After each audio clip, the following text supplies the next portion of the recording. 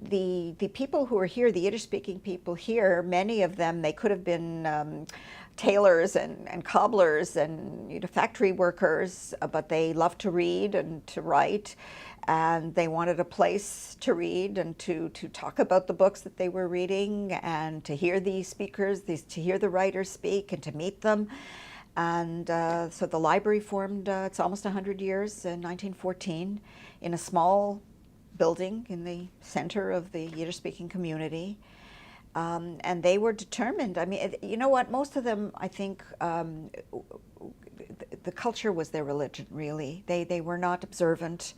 My parents, I think, were probably more traditional than others. I mean, all the holidays, Friday night was sacrosanct.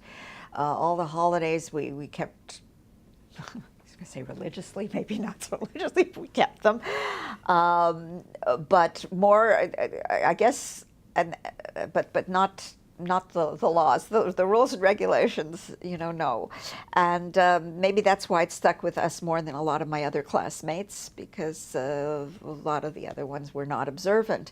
So the Yiddish and the culture was their religion, and so they poured everything they had into it, and they built institutions. People who built this library, this was a volunteer library till I think the end of the 40s.